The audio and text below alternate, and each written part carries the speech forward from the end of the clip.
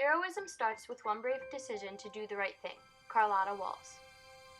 We realized in 1957 that this was not an easy journey. It was one in which we thought we were simply exercising our right to the best education that was available in Little Rock, Arkansas. Ernest Green.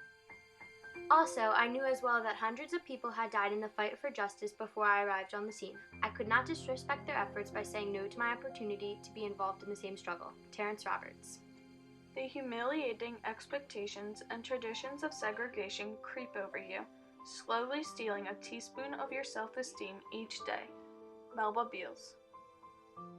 The white students hate me. Why do they hate me so much? Minnie Jean Brown Tricky. I thought he, Faubus, was there to protect me. How wrong was I? Thelma Mothershed. We didn't know that his, Faubus's, idea of keeping the peace was keeping the blacks out.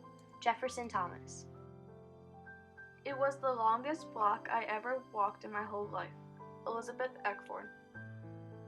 I didn't share one class with another black person. Gloria Ray. Together they formed the Little Rock Nine. These 9 African American students that built upon the foundation of the civil rights movement and paved the way to an equal future in education. Let education ring. The Little Rock Nine's fight for equal rights spurs government's responsibility to educate all. The Little Rock Nine were denied the right to have a fair education. Even though segregation was illegal, the state and federal government struggled to fulfill their responsibilities and support the law. Segregation, the action or state of being set apart, is a term that could define the late 1890s and beyond. Due to the Jim Crow laws, myriad citizens, especially Southerners, believed that black and white people should be segregated. During 1896 in the South, the Jim Crow laws forced black people to use separate facilities. Hotels, bathrooms, train cars, and schools were all segregated due to these laws.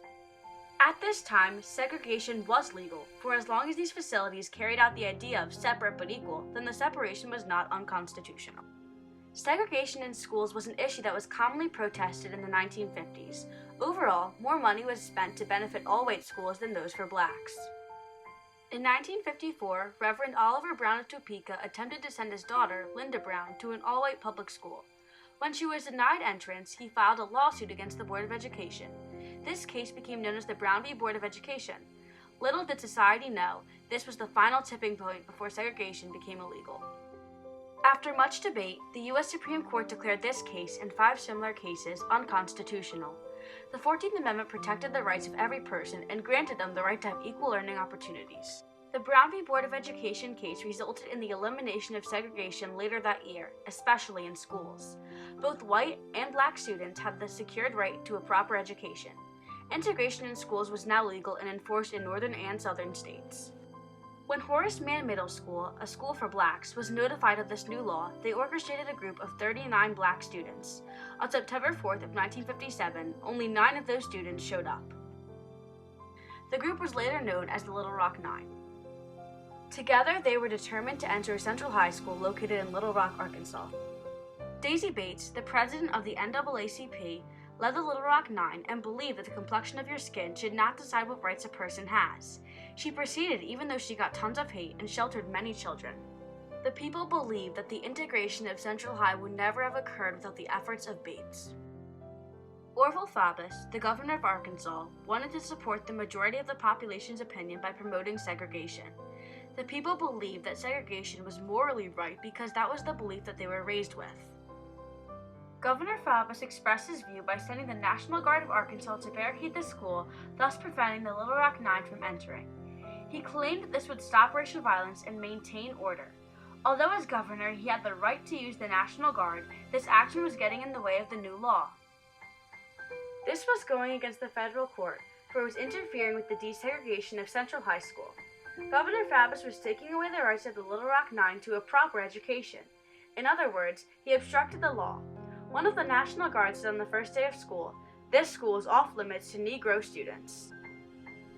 Not only did the National Guard of Arkansas try to prevent the Nine from getting into the school, but the hostile mob harassed them. This unruly crowd of people shouted mean names, kicked, and spat on the Little Rock Nine as they made their first attempt to enter. This violent response forced President Eisenhower to take action. He had to get involved since Governor Faubus was defying the law. To execute the plan of desegregation, the president sent the 101st Airborne Division to escort the 9 into the school. He sent out an executive order to alert the people of his idea. Use of the 101st says to the people of Little Rock, it says to anybody in this country, we mean business. On September 24th of 1957, the troops guided the 9 students out of the car in which they all rode to Central High together. As they journeyed to a side entrance of the school, they were swarmed by both black and white press. 4 black men in particular became the mob's main target. The men were kicked, harassed, and beaten, making them run away from the scene.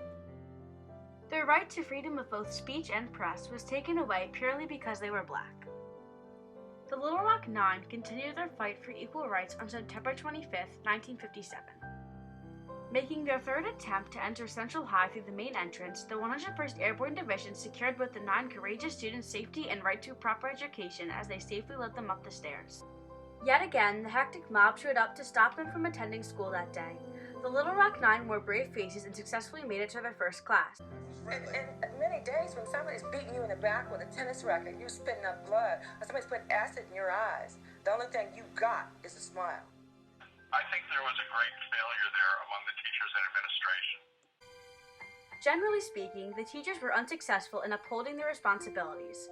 Rather than welcoming the poor students, they failed to discipline the children that harassed the Little Rock Nine on a daily basis. The classroom environment was anything and everything but friendly. Waiting outside the classrooms after each period were soldiers from the 101st Airborne Division. They were not there to protect them from getting kicked or other minor injuries, but their only responsibility was to keep them alive. This newspaper shows how big of a crisis sending the 101st Airborne Division into Arkansas was. On the other hand, the National Guard of Arkansas's responsibility was to stop the Little Rock Nine from entering the school on September 4, 1957. These orders were from Governor Faubus. This shows that Governor Faubus did not fulfill his responsibility as a governor. He did not think of the federal responsibility to enforce the law, but instead favored the majority's opinion, which was that segregation was the right thing. He was a pretty sensible man. And he's somebody who, when he ran for governor of Arkansas, ran as a different kind of guy. He ran as a segregationist. President Eisenhower knew he had to put a stop to Governor Faubus' actions because he was obstructing the law. President Eisenhower met with Governor Faubus on September 21, 1957, in Newport, Rhode Island, to discuss his actions regarding sending the National Guard of Arkansas to stop the desegregation. President Eisenhower's responsibility was to make sure everybody was safe and supported the law put in order from the Brown v. Board of Education case. He did not want to get involved at first because he wanted the local authorities of the crisis to muster a solution. Eventually, he knew that he had to partake in fixing this problem. Without President Eisenhower, the Little Rock Nine may have never gotten the chance to integrate Central High School. He also authorized the Secretary of Defense to remove the obstruction of justice by taking any appropriate steps to enforce the orders. The mob thought it was their responsibility to make sure that desegregation was delayed for as long as possible. They thought it was their job to make the Little Rock Nine feel worthless. They also felt as if they made their experience terrible, then the 9 students would voluntarily drop out of the process. Mary Ann Burleson was one of the white witnesses of the crisis. I was raised in a racist family, and the main reason I want to be here today is to tell you how regretful I am for causing what should have been the best year of your life the most miserable. She shouted at Elizabeth Eckford, 2468, we don't want to integrate. She was indeed one of the white students in the mob. She went along with the idea because she was afraid. The Little Rock Nine also held the responsibility of being a proper role model to younger black children. This was because they were the first 9 in Arkansas to integrate into an all-white school. Even though they were originally denied the right to go to Central High School, they pursued their opportunity to desegregate an originally all-white environment. Thankfully, the federal and state government, who at one point struggled to fulfill their responsibilities and support the law, eventually came to a consensus. The Little Rock Nine's actions are an impeccable example of a courageous decision for equality. They had a major impact on the rights and responsibilities of every educated American citizen today. Little Rock is the Gettysburg, or it's the Antietam of the Civil Rights era. One can only hope that future generations carry on to fulfill the responsibilities that come with the right to a proper education. And as long as this happens, the Little Rock Knives legacy will truly live on forever.